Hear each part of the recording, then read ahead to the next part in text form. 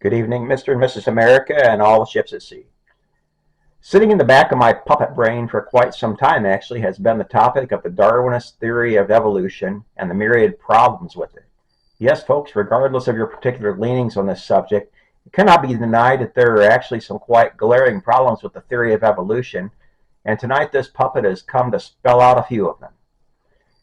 In case you were born on a distant planet, allow me to start by stating that the two prevailing theories of where we all came from, along with the plants, animals, fish, and birds, are the biblical account found in the book of Genesis, and a supposedly viable alternative, Charles Darwin's, quote, On the Origins of Species, quote, published in 1859.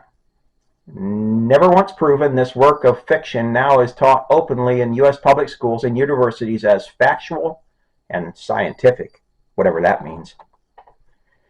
Now, even though I am certain most watching this video already know my stance on the true origins of humans, mammals, fish, reptiles, plants, and even the birds of the air, but I will try my best to abstain from imposing my own beliefs into this conversation for the duration of this video. Instead, what I fully intend to do is to offer logic as it applies to this topic of the origin of species. Have any of you ever by chance heard of a fish of the coral reefs of this earth called the clownfish? Well, this particular fish holds a rather clever tool for warding off larger and more dangerous oceanic predators. It hides within the poisonous tentacles of another coral reef species called the sea anemone. The sea anemone looks for all intents and purposes like a piece of vegetation, but that is merely a disguise. It is actually a creature with many poisonous tentacles that paralyze every sea-dwelling species except for the clownfish. So, my friends and colleagues, what logically comes to mind when we consider the symbiotic relationship between the anemone and the clownfish? Why, to the simple mind of this puppet, I'm left to ponder that if Darwin's theory of evolution of species is true, how did the clownfish species even survive to see today before it ever, quote, evolved to the ability to withstand the poisonous effects of the anemone's tentacles? Would the anemone not have killed and digested every single clownfish that had not yet evolved to have an immune system that would fend off the venom? So how exactly would the clownfish species even have survived to recreate and birth the next generation? Another question I have for the evolutionist involves the many plant species that rely on bees, moths, and butterflies for pollination and the procreation of their species for future generations. Similar to the question I just raised regarding the sea anemone and the clownfish. What was the real ability of the thousands of plant species to actually pollinate and procreate until the, quote, evolution of various bee, moth, and butterfly species finally to the point where they could actually fly and seek out the nectar of the flowers of same plant species? I think that anyone who gives it any thought can understand that these species of plants would have died out the first generation and never have survived until today.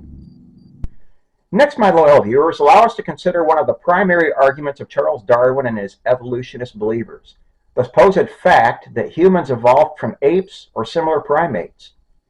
Now, if I understand the concept of evolution of species correctly, I think it means that species A slowly grew extra appendages, began walking differently, or otherwise gained intellectual capabilities over an unspecified series of successive generations, and eventually changed entirely into species B. So by that line of reasoning, if humans did indeed evolve from apes or monkeys, would those species not be completely gone today? Yet we see all of those primates still fully alive and thriving in the many environments around the world. Which, kids and cousins, brings me to my next point entirely. If we look at anthropological records over the recorded history of humanity that we're at least aware of, dating back to roughly 6,000 years or so, do we see any evidence whatsoever that humans of today are any different than humans of the Qing dynasty? None. Nada. In fact, it can honestly be stated that the humans of the Roman era were exactly the same as humans of today. Let me ask a question. If evolution of species were factual, would we not see its continuance in even our times? At which period did the evolutionary machine suddenly decide to stop? I have over the past decade or so seen supposed scientific reports saying that modern birds are all directly evolved from the dinosaurs. Yes, some are saying that dinosaurs were all mostly covered in feathers and had beaks. I know this defies everything we have been told forever regarding the dinosaurs, but that has never stopped, quote, science, has it?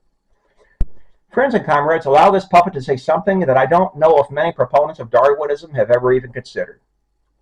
For everyone who ever bought into the theory that humans evolved from ape-like primates, has it ever occurred that humans have souls and ape-like primates do not? Allow me to explain further. What do humans do when they experience satire or irony? Well, they often laugh. Yes, they laugh or chuckle. What primates have you ever seen laugh? I'm waiting. You know what else humans with souls can do that no other animal on planet Earth is capable of? Well, that would be to love. Yes, to experience affection for other human beings, and even other species for that matter. Many people love their dogs, cats, guinea pigs, or other creatures like themselves. Now tell me, which ape-like primates have we ever witnessed showing deep affection one to another, much less to animals of another species entirely? I am waiting. Now some will argue that monkeys and apes groom each other and seem to care for one another. Okay, but those are not the love and affection I am speaking about here, and you know it just as well as I do. Humans can often be selfless, sacrificing themselves for the greater good. Look only to soldiers in combat situations. Look at doctors and nurses in times of epidemics. For those espousing Darwinist evolutionary theory as fact, I ask how love, affection, laughing, and selflessness evolved in the human species. After all, does not Darwinism believe in something called survival of the fittest? Tell me how selfless sacrifices survival of the fittest. I am waiting. In closing, I will mention that you should notice I did not anywhere in this video bring up the biblical account of the origin of species. Not at all. I believe that simple logic and reasoning alone are enough to disprove Charles Darwin and his myriad followers. Good night, my loyal viewers, and sleep well.